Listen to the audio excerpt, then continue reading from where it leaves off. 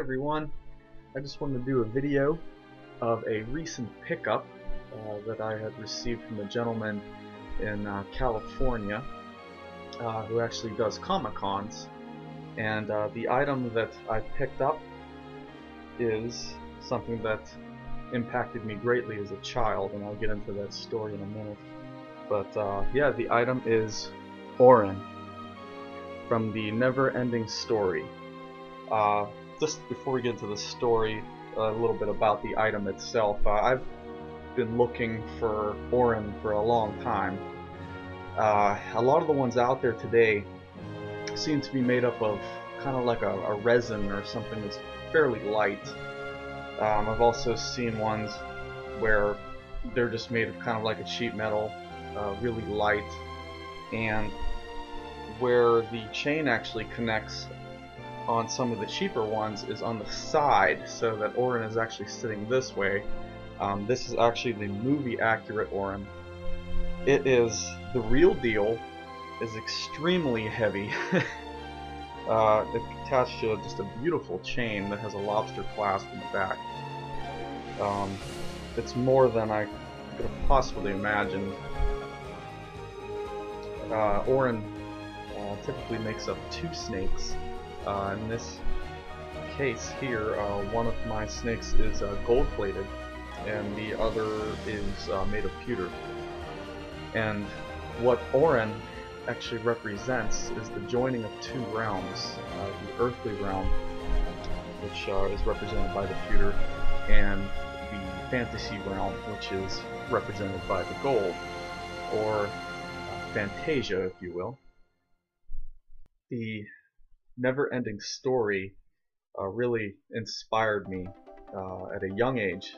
I think when it was released in 1984, I believe. I think the first time I saw it was in, I want to say, 1986. And I really was able to relate to this film a great deal. When I was in school, I kind of feel like I didn't really fit in. I was kind of the misfit, didn't really have any friends. So when I would go home, the only thing I would have to do really is watch movies.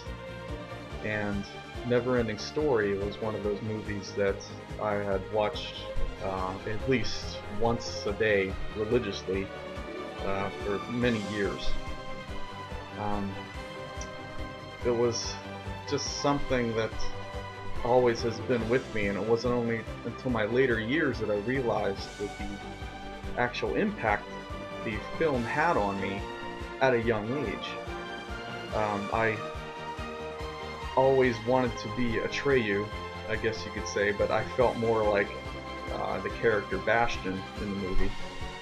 But what the movie actually did for me at an early age was lay down the foundations, or a staple, if you will, for my drive to succeed. See, it really didn't matter what I did or decided to do with my life at that point, but what I had was the feeling that no matter what it was I was going to do, I would push to succeed, and I wouldn't let anything stop me.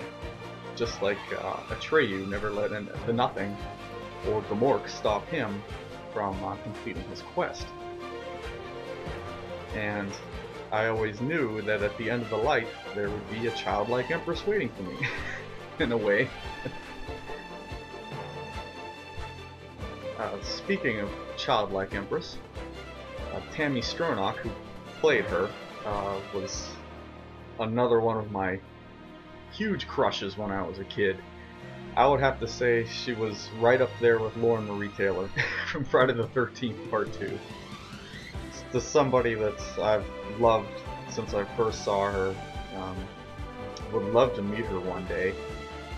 Not only her, but also Noah Hathaway, who played Atreyu. Those are my 2 biggest idols. Like I said, I've been watching them since as far as I can remember.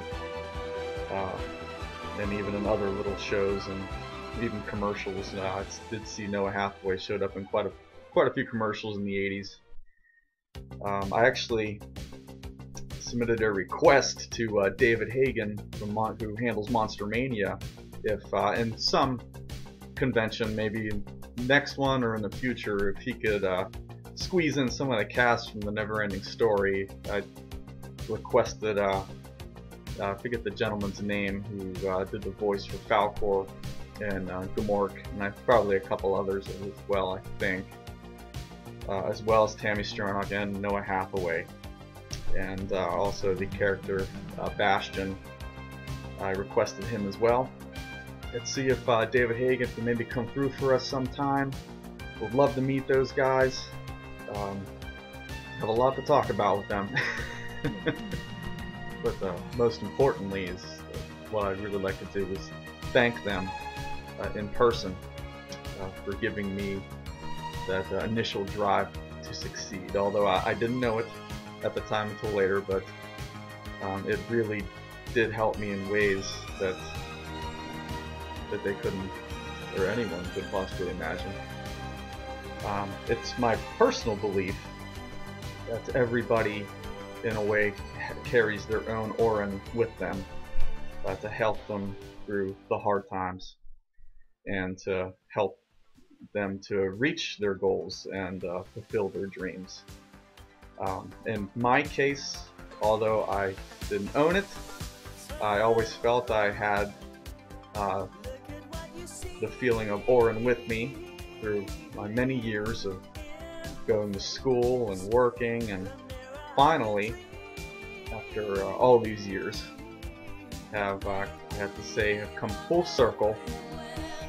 Not only did I succeed, but now I also am the proud owner of my most favorite symbol in the whole world, Auryn. I just want to take a moment here to thank all of you for joining me in this very special moment, special to me anyway, and something that has always been special and impacted me in my early life's history. If there's anybody out there, any of you guys that have anything to say about the Neverending Story film, or perhaps it's impacted your life in some way, or even if you have some great stories from that time and or memorabilia, please feel free to comment or put up some even video responses. I'd love to hear all of your stories out there, maybe what was going on in your life around that time. And yeah, thank you all. I want to do a quick shout out here to a couple of good friends of mine out there. 410 Goodfella, Tim, you the man. Also Casey Jones, Chris and Teresa. All of your guys' videos, fantastic, very entertaining. Those of you who have not checked out these channels, definitely do so. Also 13 the Bear, another good channel. Right now, actually, Chris and Teresa, Casey Jones, have a sort of Halloween saga going on right now called Teresa's Alphabet of the Damned. Check that out, guys. Funny videos, great movie reviews. I promise you, you won't be sorry. You guys all keep up the great work. I hope to see you all at the next convention. If I don't see you at that one, see you at the next one, hopefully as well. I'm going to try and hit them all. Monster Mania, that is, anyway. And yeah, thanks again, guys. And don't forget, we are all a part of the Neverending Story. Take care.